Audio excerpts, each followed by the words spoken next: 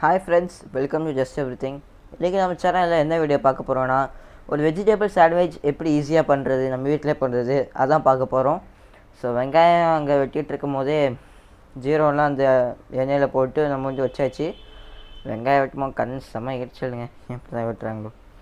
So அதில் வந்து 2 வெங்காயம் நாங்கள் போட்டிருக்கோம். 2 வெங்காயத்து கூட சீரியமாக எண்ணெயும் போட்டு சிம்மில் இந்த அடுப்பை வந்து ஆனில் வச்சுக்கோங்க. சத்து கேப்சிகம் வந்து நல்லா பொடியாக நறுக்கிட்டு அதையும் வந்து நம்ம வந்து பார்த்திங்கன்னா கொஞ்சம் கழிச்சு அதில் போட்டுடலாம். எல்லாம் நறுக்கி கொஞ்சம் போட்டுட்டு அது கொஞ்சம் நல்லா வதக்கணும். நான் என் அம்மாவுக்கு ஹெல்ப் பண்ணிட்டு இருந்தேன், எல்லாம் தனியாக பண்ண முடியாது இல்லை, ஏன்னா அப்போ தான் அம்மா ஸ்டார்ட் பண்ணாங்க. ஸோ அப்படியே சைடு பை சைடாக தக்காளி கட் பண்ணி அதையும் உள்ளே போட்டுக்கலாம். ஸோ தக்காளி, வெங்காயம், கேப்சிகம், சீரகம் இது எல்லாமே கொச்சிட்டு இருக்கும் போதே உள்ளே வந்து போடுறதுன்னா கேரட் வந்து உள்ளே போடணும். கேரட்டு வந்து உள்ளே போட்ட மாதிரி நான் கேட்டேன், என்னம்மா இவ்வளோ பெரிய பேர் கேரட்டாக இருக்குது, இது காணாது போட்டு ரொம்ப வந்துடும் அப்படின்னா, பாருப்பா போப்பா குட்டியாக இருந்தாங்க. ஸோ நம்ம வந்து முதல்ல வரோம், நமக்கு தெரியாதுல்ல, சொல்கிறது கேட்டுக்கணும். ஸோ அதுக்கப்புறமா வந்து பச்சை மிளகாய் வந்து கட் பண்ணி போட்டாங்க சிசர் வச்சு. ஸோ அதுக்கப்புறமா அதையும் நல்லா மிக்ஸ் பண்ணி விட்ட பிறகு கொரியாண்டர் லீவ்ஸ் வந்து நல்லா எடுத்து ரெடி பண்ணி வச்சுட்டாங்க உள்ளே ஆட் பண்ணுறதுக்கு. கருவேப்பிலை போட்டோம் அதுக்குள்ளே. ஸோ அங்கே போயிட்டு இருக்கும்போது இங்கே நான் ஏன் வேலையை பார்த்துட்டு இருந்தேன். ஸோ இப்படி வீடியோ எடுத்துகிட்டு ஒரு கையில் வீடு எடுத்துட்டு ஒரு கையில் அதை பண்ணிட்டு இருந்தேன். சும்மா தாங்க பண்ணுறேன், விளாட்றேன் சரியா. ஸோ நல்லா மிக்ஸ் பண்ண பிறகு அம்மாட்ட கொடுத்துட்டேன், கை சமையல் வலிக்க ஆரம்பிச்சிச்சு. அதுக்கப்புறம் உப்பு போட்டாங்க. அப்புறமா உப்பு கடுத்து என்னென்ன போடணும்னு சொன்னால் மஞ்சள் பவுடர் போட்டாங்க. மஞ்சள் பொடி போட்டுட்டு கொஞ்சம் கழிச்சு கொரியாண்டர் பவுடர் போட்டாங்க.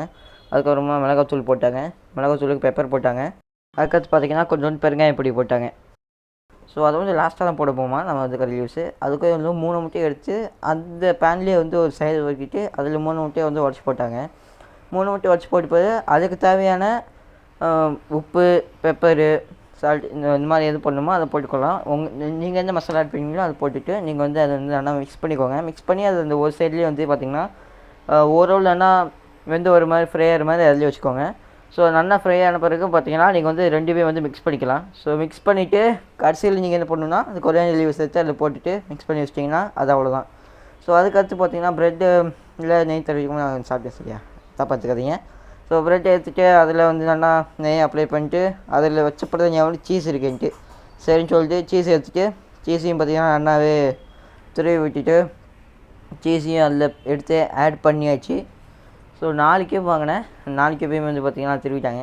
ஸோ வந்து ஆட் பண்ணிவிட்டு ஒரு இதிலே வந்து வச்சுட்டு முதல்ல 2 வைக்கிறாங்க செட்டாக சரியா. 2 தான் அது பிடிக்கும் அதனால. ஸோ 2 இதை வச்சுட்டு கொஞ்ச நேரம் கழித்து பார்த்தோன்னா சமையல் ரெடி ஆகிடுச்சு. ஸோ எடுத்து வைங்கன்னு சொல்லிட்டு போய் கட் பண்ணி வாயில் வச்சு பார்த்தேங்க, செமையான டேஸ்ட்டுங்க. நீங்களும் உங்கள் வீட்டில் ட்ரை பண்ணி பார்க்கலாம். ரொம்ப ஈஸியான ரெசிபி.